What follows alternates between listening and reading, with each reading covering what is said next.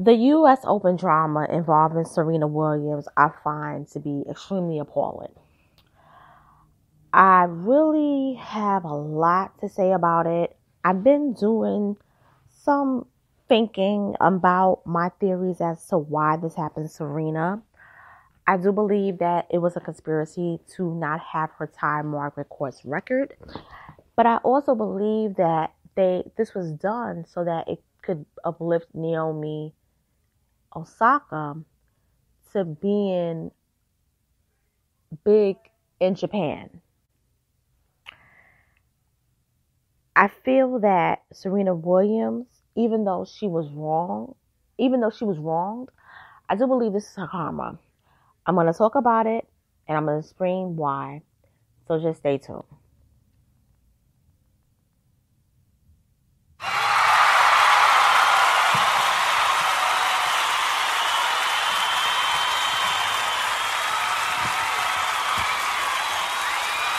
Hey guys, so I'm going to bring up my insight as to what really happened with Serena Williams at the US Open this weekend.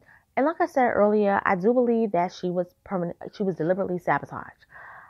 So here's the thing. Serena Williams is the number one ranking tennis player in the world.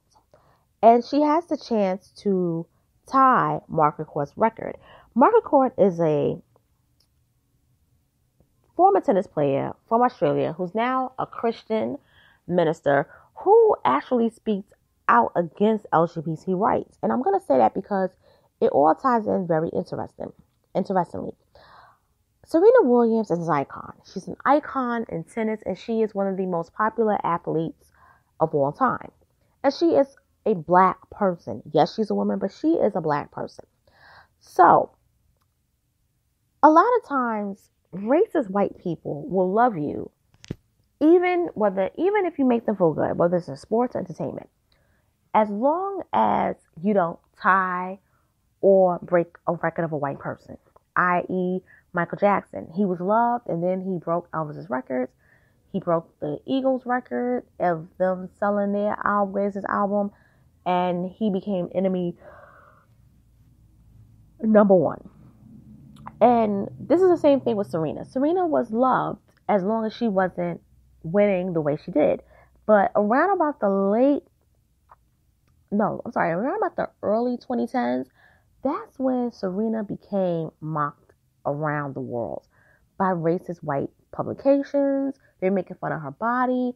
They were criticizing how she was playing because they were trying their best to not have her break other white people's records. And they didn't want her to tie with Margaret Court. Now, Margaret Court is old. I'm just going to say she's older. She's old in the world of sports.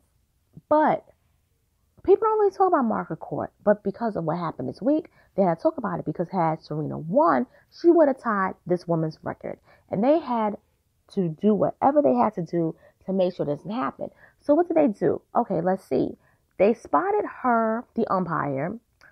The umpire spotted her receiving hand signals from her coach as a way of being able to beat her opponent, Naomi Osaka. So the umpire spotted it and said, "Oh, you're cheating." So she said, "I have never cheated in my life. You're doing this to me. This is sexist." Now I'm gonna go into that a little bit, but she got mad, so she accused him of being a thief, and that was one strike against her. So she lost a point. Then she broke her tennis racket. That was another point. Then she got even more angry and she lost another point. So it totaled up to 3 points. So that helped Naomi Osaka get the upper hand. At the time, Naomi wasn't leading the score. It was Serena. So they knew that Serena had been through a lot because she was being criticized for the Nike outfit. But that outfit was a health gear to protect her from having blood clots. So these people were coming at her all summer. And she's been under a lot of stress. So her whole goal is, I'm not retiring until I break Margaret Court's record. And they know this. So what did they do? They cut the demerits and the points from Serena and caused her to be behind Naomi Osaka. So now Naomi Osaka had the upper hand. Now, the scoring board has flipped, and it's in Naomi Osaka's favor. And even though they only played one set within the whole match, Naomi won. Now, I have a lot to say about this. If I was Naomi, I would not celebrate this win. Japan is celebrating because they've never won a U.S. Open. But Naomi, I don't feel as though you really won the best way. Now, did Naomi play good? From what I saw, she did play good. And maybe Serena was getting a little bit nervous and scared. I don't think the coach and her were cheating, but maybe the coach was trying to, maybe give her a heads up, or maybe there was some kind of signal. I don't know. I'm not a tennis player. I don't really do tennis like that, so I can't say. But I'm going to get into why I'm speaking about this commentary in a little bit. But Naomi Osaka is young. She's 20 years old. She'll be 21 next month. And Naomi's a fresh face. So this girl has been studying Serena for years. So she probably had the upper hand. And Serena probably got scared. So Naomi wins. But you would think that she would be able to celebrate freely, but she didn't. Now, why I'm a little bit critical of Naomi is because I feel as though Naomi knew something was going on. If you look at Naomi's face when she was on the podium, she didn't really look like she was in shock that she won. She looked like she knew it, but she didn't feel comfortable. She knew it was sort of like her camp was in on the sabotage. Like they knew, okay, not so much that they were deliberately doing the sabotage, but they knew, okay, Serena is going to be sabotaged because we're trying to basically not have Serena beat Margaret Court's record. So we're going to give the win to you, but we want you to play it. We want you to do your best, but we're going to do everything that we can to have Serena not win. So it wasn't like they wanted Naomi to win so much, but they did not want Serena to win. Now, this is my thing. My thing with Naomi is that she's being paraded around the TV and she's like a star already. She won $7 million in the prize. And I feel as though they're doing this to her. They wanted her to win because she wasn't from the U.S. She doesn't have any wins. And because she's playing under the Japanese flag, it's a win from them and not a win for U.S., which means that Margaret Court's record is still intact. And it's even double intact because Serena did not win. Now, this is my other issue. My other issue is that so she didn't speak bad about Serena, but what she did was she did say that Serena, there was a couple of things that she did that was wrong in terms of the outbursts. So she's kind of on cold with them a little bit too, but not as aggressive. Now, my issue is with Serena on a lot of things. Number one, I'm not mad that you had the outbursts because you're kind of fed up with them picking on you like they have. But it's racism. Why are you singing the whole feminist thing, sexism? It was not sexism. It wasn't. That was pure racism at its best. But Serena has been running this sex exchange for years. And I'm getting sick of it. And a part of that has to do with the fact that she's a famous person and she wants to be on the safe side. But when we warned you about racism years ago, you wouldn't say it. You tried to dismiss it. And you were like, oh, no, I'm not going to speak out against racism. You want to speak out against sexism. Well, all those white women that you were aligning with, they all turned on you. Martina Navratilova, Billie Jean King, she turned on you.